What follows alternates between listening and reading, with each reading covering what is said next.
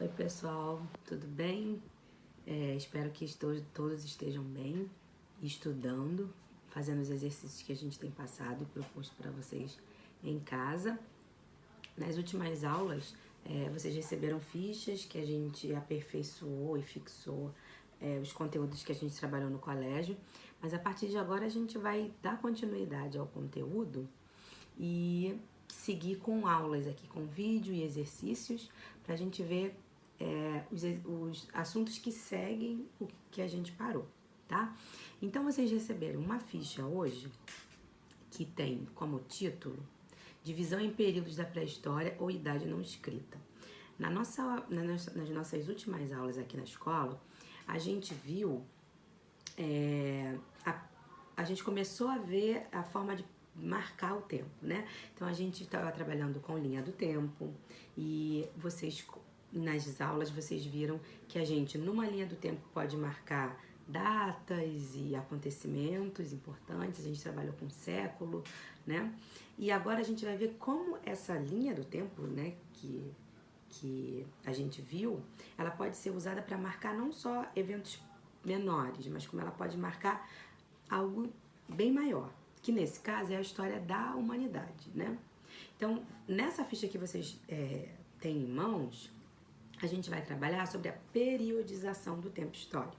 Como a gente pode dividir o tempo histórico, ou seja, desde o surgimento dos primeiros homens até hoje, como a gente divide isso, quais são os critérios de divisão e por que a gente marca dessa forma, tá? Então, nessa ficha aí que vocês receberam, ela começa dizendo assim: uma forma encontrada pelos historiadores para compreender e facilitar o estudo da história foi organizar o tempo histórico em períodos. Então a gente divide o tempo histórico em alguns períodos e cada período possui características diferentes um dos outros, que é o que a gente vai estudar. Para começar, a gente vai ir lá para o início dessa divisão do tempo histórico, que é o período que a gente costuma chamar, é mais comum ouvir chamar de pré-história, né? Ou que a gente também vai trabalhar aqui a ideia de idade não escrita. Por quê? Porque quando a gente pensa em né, pré-história, tudo que é pré é antes, né? E quando a gente fala de história, é o que a gente pensa no que os homens fizeram. Então, quando a gente diz de pré-história, de alguma forma soa como algo anterior à história, como se quem viveu naquele período não fizesse parte da história. E não é isso, né? Esses homens fizeram muita coisa e que foi de grande relevância para a história da humanidade, né? Só que costuma-se usar a expressão pré-história. Mas a gente tem uma expressão, que é a que eu falei com vocês, de idade não escrita, que ela é uma expressão melhor de ser usada. Porque é um período em que tinha seres humanos, sim, só que um período que não havia escrita, né? Os homens não desenvolveram a escrita por uma série de questões, tá? Especialmente por uma questão biológica, né? Porque eles não tinham, o corpo deles não tinha como, não possibilitava naquele momento eles desenvolverem a escrita por conta principalmente da mão, da expansão do cérebro, tudo isso a gente vai ver, tá? Então, para começar, aparece aí falando que essa periodização, essa divisão do tempo histórico foi criada pelos europeus no século XVII, né?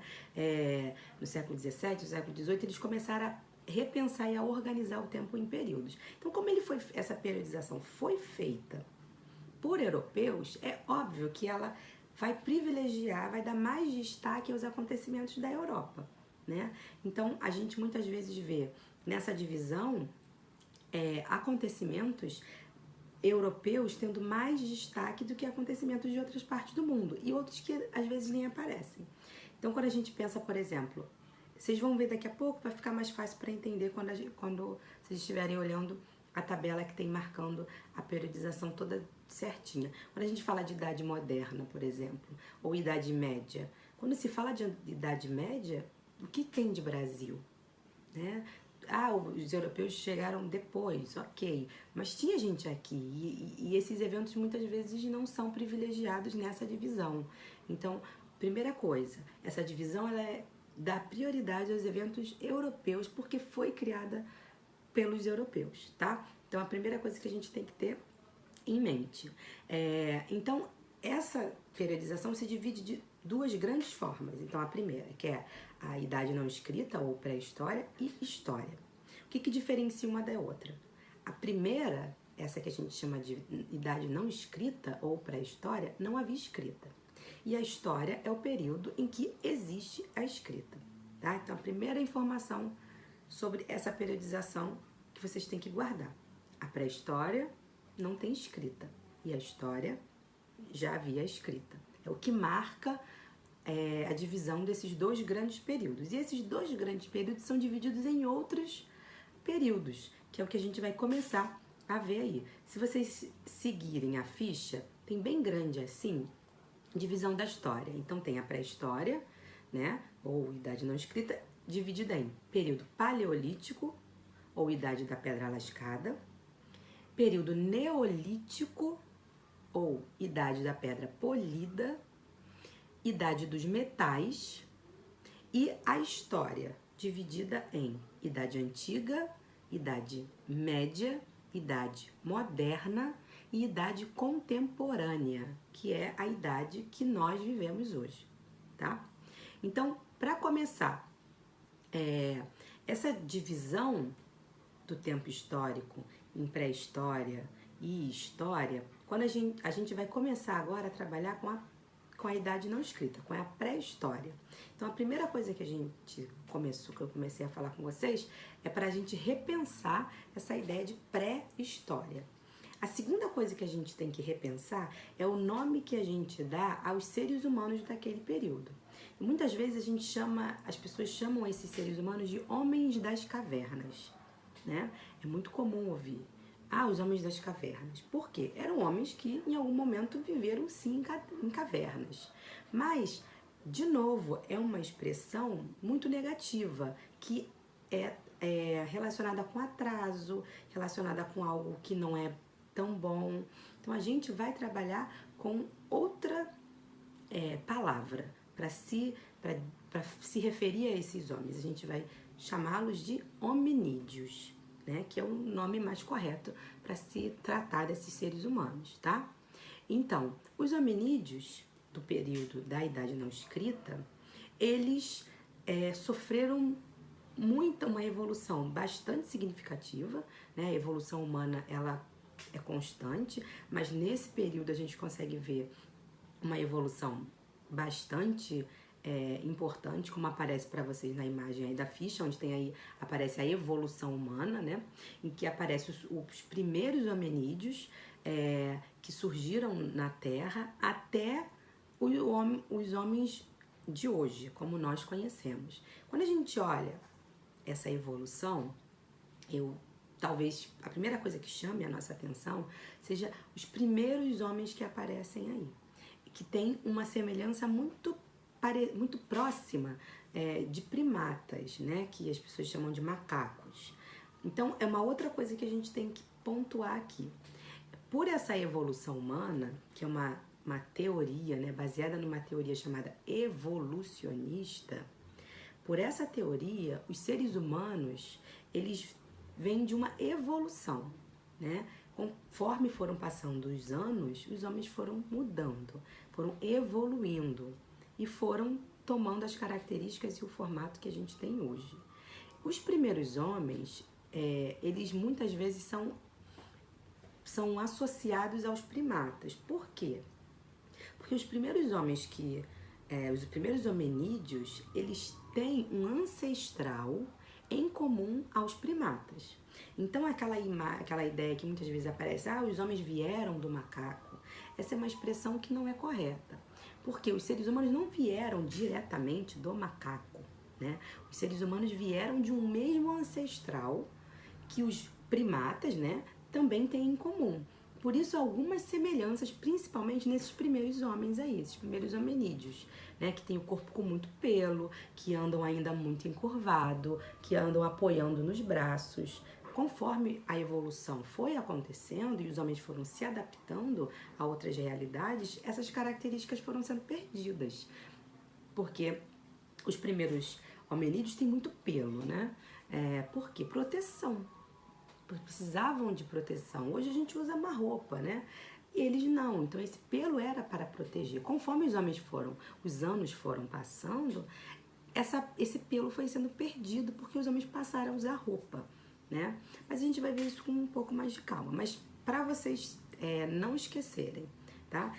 A teoria evolucionista, que é fundamental para explicar o surgimento e a evolução, a mudança que os homens sofreram ao longo de tantos milhões de anos, né? Essa teoria explica que conforme foram passando os anos, os homens foram evoluindo, né? Então a gente saiu lá de um hominídeo muito semelhante, com algumas características a primatas, porque temos um mesmo ancestral comum a eles, mas não viemos diretamente dos primatas, né, dos macacos. E aí, conforme foram passando os milhões de anos, foram adquirindo outras características. Pela imagem da ficha, vocês veem que o homem foi começando a andar mais em pé, foi deixando de apoiar nos braços, foi perdendo pelo, o formato da cabeça, se vocês repararem, vai mudar. Por quê?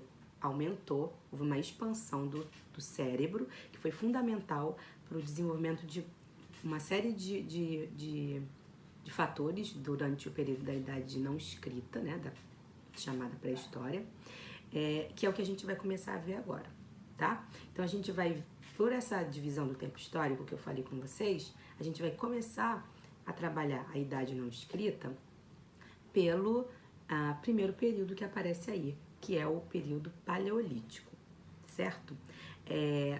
Logo abaixo da imagem que vocês têm aí na ficha a respeito da evolução humana, da evolução dos hominídeos, embaixo tem uma explicação falando o que eu estava dizendo para vocês sobre a teoria evolucionista, né, que fala que o ser humano pertence à cadeia evolutiva dos hominídeos, família de primatas a qual pertence o ser humano e seus ancestrais que viveram em eras bem antigas.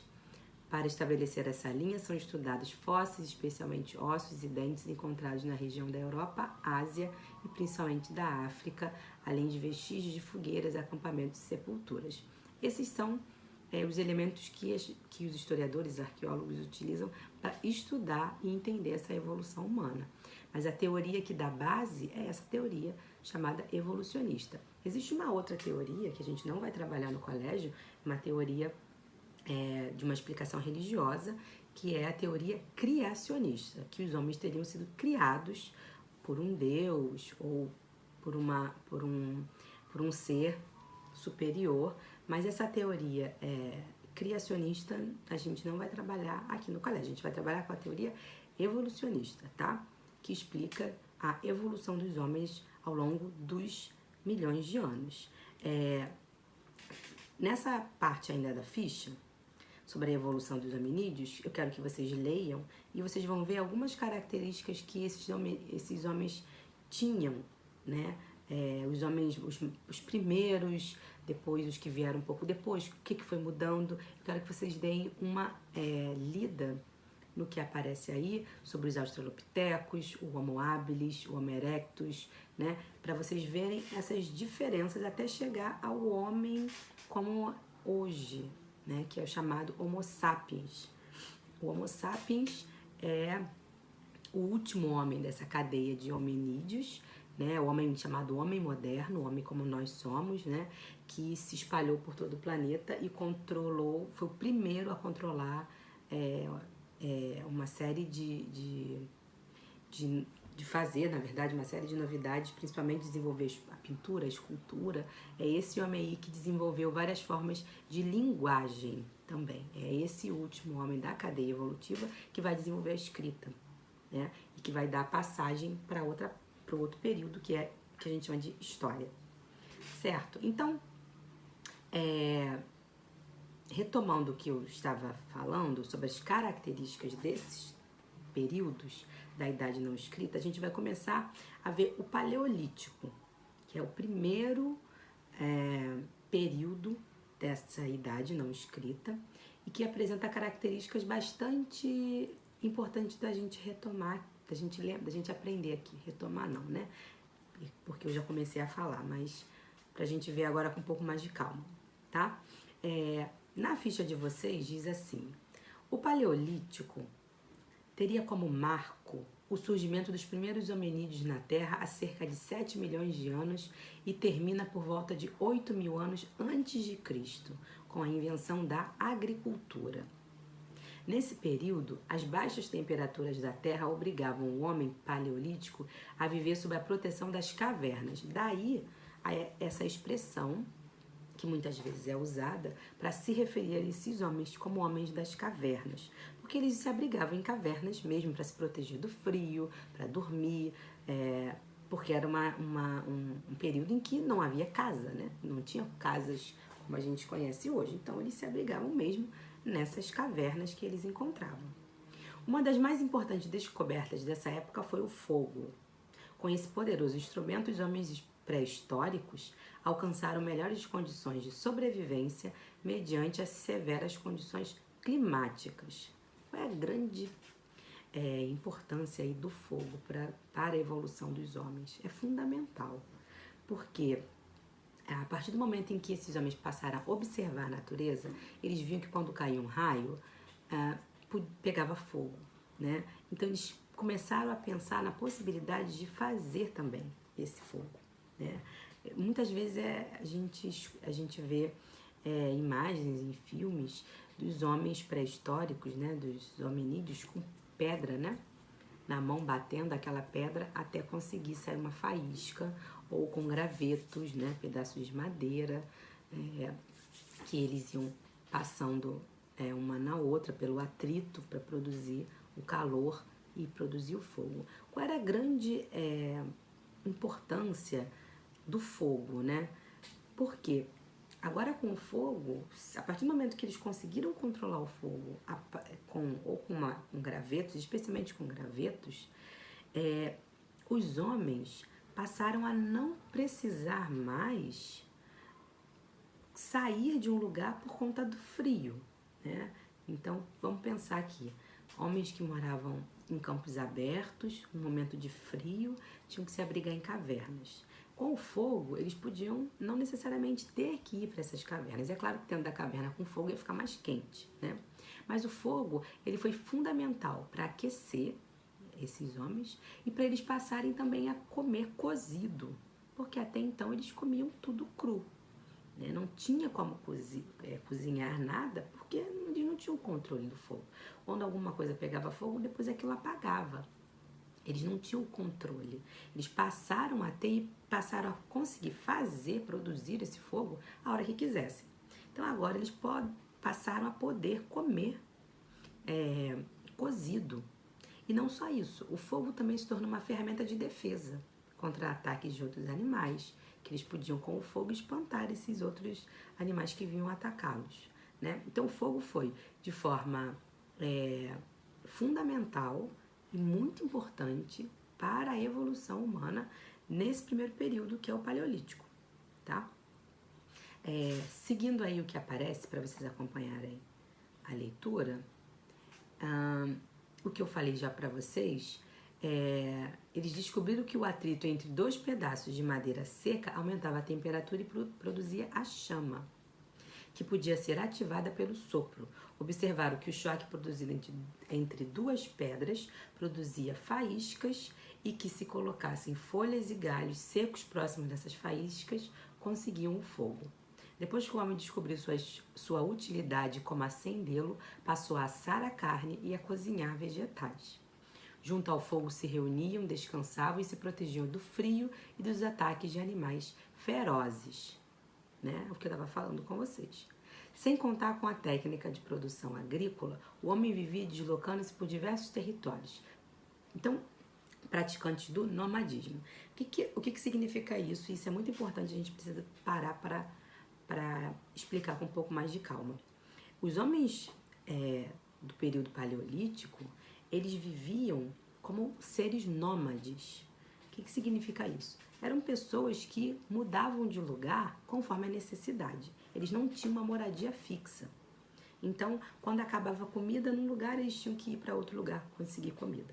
Quando tinha algum ataque de algum animal, eles tinham que sair por conta disso. Quando estava muito frio, eles tinham que sair para um lugar mais quente. Quando acabava, por alguma razão, ficava difícil o acesso à água naquele lugar, eles tinham que ir para outro lugar. Então eles se movimentavam muito, eles não tinham um lugar fixo para morar, eles eram nômades, eles mudavam de lugar conforme a necessidade, né?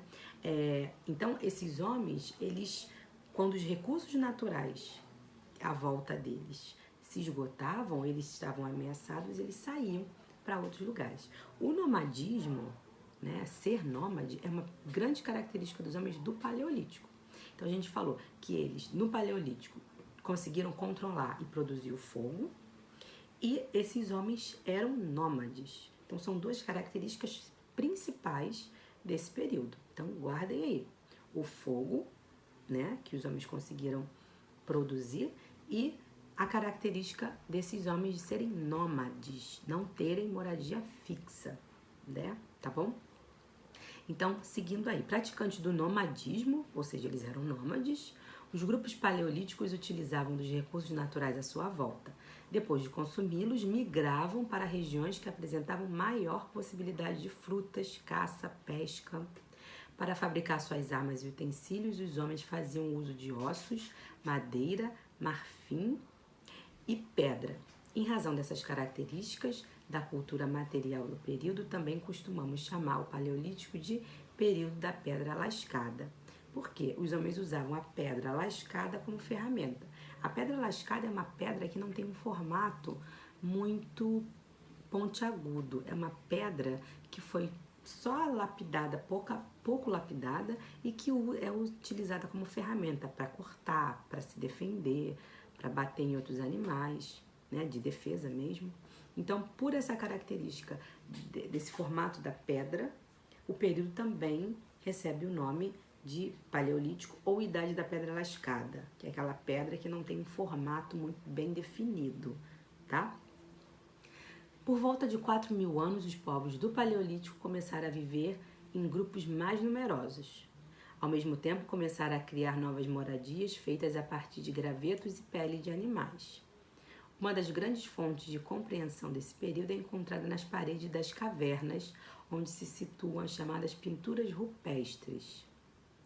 O que são essas pinturas? Como eu estava falando com vocês, esses homens, que também são chamados às vezes de homens das cavernas, viviam dentro dessas cavernas, né? A gente vê que no final do Paleolítico passaram a morar em casas feitas com outros tipos de materiais, mas não abandonaram totalmente as cavernas. E nessas cavernas, os homens desenhavam, deixavam registros do cotidiano deles nas paredes. Esses desenhos nas paredes das cavernas são chamadas de pinturas rupestres.